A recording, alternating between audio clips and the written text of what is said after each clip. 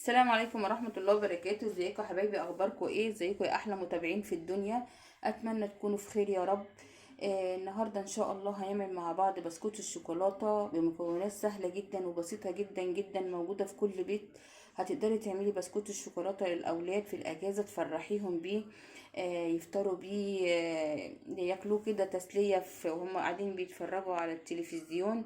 هتعملي بسكوت الشوكولاتة، احنا بنشتريه من بره القطعة ب5 جنيه. احنا هنعمله في البيت بخطوات بسيطة جدا، وهيطلع معانا اجمل واحلى من بره بكتير.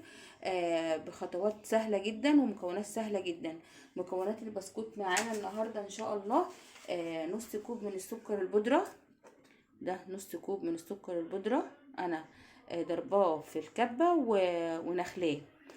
ومعانا بيضة بدرجة حرارة المطبخ، ومعانا زبدة بدرجة حرارة المطبخ برضو، كوب معياري الا معلقة كبيرة. عليهم ان شاء الله هننزل عليهم ب250 جرام من الدقيق، يعني بمعدل كوبايتين من الدقيق. وهنحط عليهم زائد معلقة صغيرة بيكنج باودر، بتساوي 5 جرام. وبعد كده بقى تعالوا نشوف الخطوات اللي هنعملها ايه. وطريقة البسكوت هيتعمل ازاي يا حبيبة قلبي. تعالوا بينا نصلي على النبي. اللهم صل وسلم وبارك عليك يا رسول الله. ما تنسوش تصلوا على النبي في التعليقات، عشان تاخدوا البركة، وعشان كلنا يعني ايه ناخد الاجر والثواب ان شاء الله. يلا يا حبايبي نتكل على الله ونعمل ايه البسكوت بتاعنا. اول حاجة هننزل بنص كوباية السكر معانا كده في البولة بتاعتنا. هننزل عليهم بالكوباية الا معلقة سمنة او زبدة سايحة، يعني زبدة بدرجة حرارة المطبخ. ننزل كده بالمكونات بتاعتي كلها كده اهو. خد المعيار كله اللي احنا معايرينه، عشان ده معيار. لازم تاخد كل المكونات اللي احنا عاملينها، ما تسيبيش فيها حاجات كتير في الكوبايه المعياريه بتاعتي. دلوقتي هنبتدي ننزل بالمضرب بتاعنا اليدوي كده. لو عندك عجان اشتغلي بيه، لو عندك مضرب كهرباء اشتغلي بيه. بس يعني المضرب اليدوي هيأدي الغرض، لان احنا مش هنضرب كتير، يعني احنا عايزين بس الزبده والسكر يتجانسوا مع بعض. بعد ما ضربنا السكر مع السمنه كويس قوي كده، هننزل عليهم بالبيضه بتاعتي كده، وهننزل بالفانيليا. اللي عنده فانيليا بودر يا جماعه يحط، انا عشان ما عنديش بودر فبحط فانيليا سايله. نبدا برضو نضرب فيهم كده لحد ما السمنه تتجانس تاني مع السكر مع الفانيليا. بكوبايتين معيارتين من الدقيق، ادي اول كوبايه كده. كوبايتين الدقيق دول ما يعادل 250 جرام من الدقيق، يعني ربع كيلو من الدقيق. لو انت ما عندكيش الكوبايه المعياريه، ده مقدار ربع كيلو من الدقيق، ممكن توزنيه على الميزان. دلوقتي انا هلم العجينه بالسبيتيولا بتاعتي.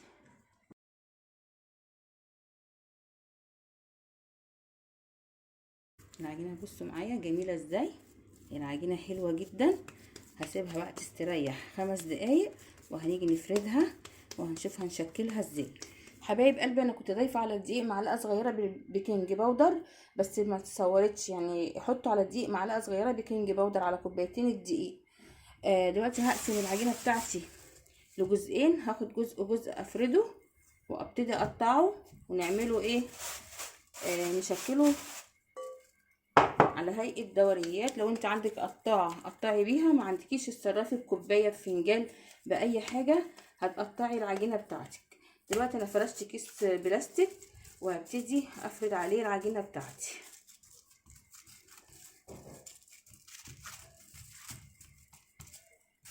احط برضو كيس بلاستيك فوق تاني كده، وهبتدي بالمردانه بتاعتي وابتدي افرد فيه.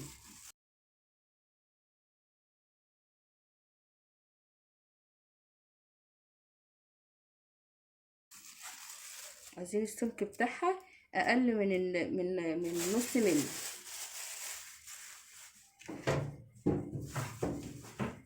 هبتدي اجيب القطاعه واقطع كده.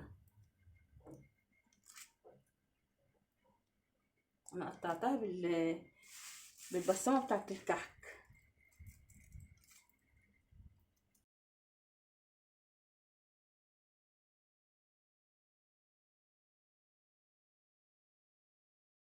دلوقتي هنشيل البسكوت بتاعنا بالطريقه دي. شايفين البسكوته جميله ازاي؟ هنرصه بالمنظر ده كده.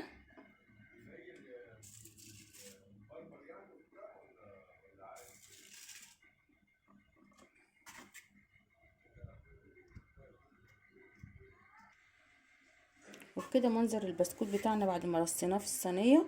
هدخله بقى الفرن على درجه حراره 180 وهنشوف التسويه بتاعته. ودي كميه البسكوت اللي طلعت من الكوبايتين اللي احنا عملناهم، والتسويه بتاعته جميله. شايفين التسويه؟ شايفين البسكوته عامله ازاي؟ دلوقتي انا هبتدي اعمل الشوكولاته اللي هنغمس فيها البسكوت بتاعنا، وهيطلع تحفه وهيطلع جميل جدا وهيعجب الاطفال جدا جدا. دلوقتي انا معايا باكت شوكولاته من الخام دي، شوكولاته للطبخ. انا استخدمت شوكولاته كوفرتينا. انتي بقى عايزه تستخدمي اي نوع من الشوكولاته، دي حاجه براحتك. انا دلوقتي قطعت الشوكولاته قطع صغيره، وهبتدي اضيف عليها معلقتين من الزيت بالمنظر ده كده. معلقتين زيت كبار، بس الزيت يكون نضيف عشان ما يبقاش ليه ريحه. وهرفعه على حمام بخار، وهنرجع هنشوف هنعمل ايه مع بعض. هبتدي اقلب الشوكولاته بتاعتي على حمام البخار كده زي ما انتم شايفين. بدات تسيح، ايدك فيها كده على طول عشان ما تخرصش مني.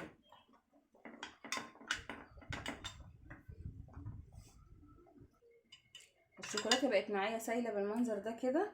هبتدي بقى اجيب البسكوت بتاعي، هنلزق كل اتنين في قلب بعض. هحط كميه من الشوكولاته كده بسيطه كده، واروح لازقه البسكوته التانية عليها كده بالمنظر ده، واروح نازله بالبسكوته كده في قلب الشوكولاته. وكده الشوكولاته البسكوت نزل في قلب الشوكولاته بالمنظر ده. هبتدي انا فرشت هنا على طبق كيس مشمع عشان الشوكولاته اللي هتنزل ما تدهولش ليا الطبق. وهنزل كده بالبسكوته بتاعتي، وهنعمل غيرها بنفس الطريقه. ولازم يكون البسكوت معاكي بارد، ما تنزلهوش وهو سخن بالمنظر ده. واروح نازله بالبسكوته بتاعتي كده في الشوكولاته، وابتدي اغطسها بالمعلقه كده.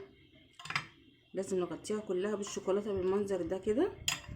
وبعد كده هطلع بالبسكوته بتاعتي اللي انا نزلتها نفس الطريقه. هكمل بقى بقيه البسكوت بالمنظر ده وارجع لكم. وبكده بسكوت الشوكولاته بتاعنا خلص النهارده. ايه رايكم بقى في الجمال والحلاوه دي؟ كان عندي شوكليت شيبس، حطيت كذا واحده كده على حرف البسكوته، وفي منه الساده اهو. شايفين بقى؟ تحفه تحفه تحفه تحفه. جربيه هيعجبك قوي قوي قوي قوي. البسكوته طالعه جميله، منه زي صابليه ومنه بسكوت. واللي احنا بنشتريها الواحده ب5 جنيه، انت هتعمليها في البيت لاولادك وهتفرحيهم. جربي البسكوت يا قمر، مش هتندمي، هيطلع منك احلى بسكوت ان شاء الله. جربيه حبيبه قلبي، وان شاء الله هيعجبك ونول اعجابك. يا رب طريقتي في البسكوت النهارده تكون نالت اعجابكم. انا قناتي اسمها اكلات مصريه مع عزه نصر. لو اول مره تشوفيني يا ريت تخشي تعملي اشتراك. اكون شاكره ليكي جدا جدا يا قمر. والسلام عليكم ورحمه الله وبركاته.